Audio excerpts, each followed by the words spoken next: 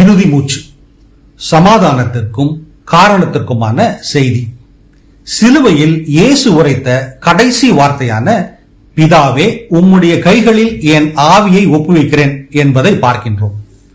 மணிக்கணக்கான பாடுகளுக்கு பிறகு இந்த வார்த்தைகள் ஒரு மனிதன் முழு சமாதானமாக இருந்ததை காண்பிக்கின்றது. இந்த வார்த்தையை பற்றி சிந்திப்போம். முதல் செய்தி, அமைதியான ஒப்படைப்பு.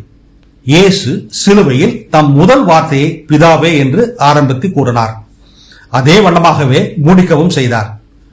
முழுமையான நம்பிக்கையின் தருணம் அது. ஆவி என்று அவர் கூறியது அவருடைய மூச்சையும் உள்ளார்ந்த மனுஷனையும் குறிக்கின்றது. தன் வாழ்க்கை முழுவதும் இயேசு தினமும் உறங்க செல்லும் முன்னர் இதே வார்த்தைகளை கொண்டு ஜெபித்திருப்பார்.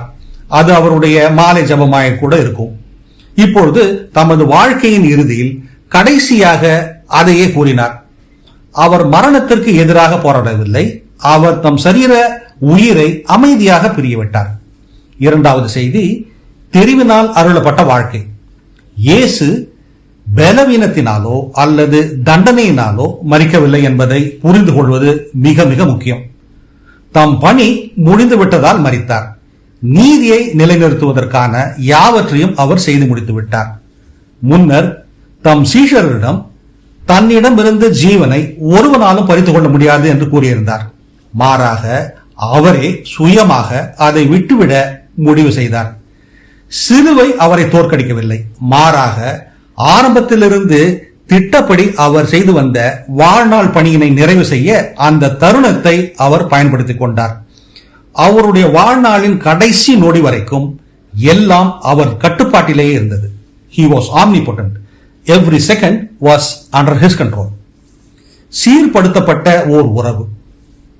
பிதாவே என்று கூப்பிடுதன் வாயிலாக இயேசு தேவனோடு தனக்கு அணுக்கமான தனிப்பட்ட தொடர்பு இருப்பதை நிரூபித்திருக்கிறார். முன்பு அவர் கார் இருளின் வழியாக கடந்து சென்றார், தனிமையை உணர்ந்தார். ஆனால் இப்பொழுது தனிமையின் நேரம் கடந்துவிட்டது.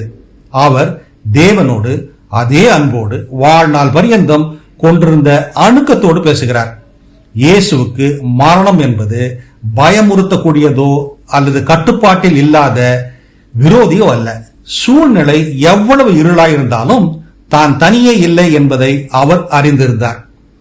பிதா தன்னை வரவேற்பதற்கு காத்து கொண்டிருக்கிறார் என்பதையும் அறிந்திருக்கிறார்.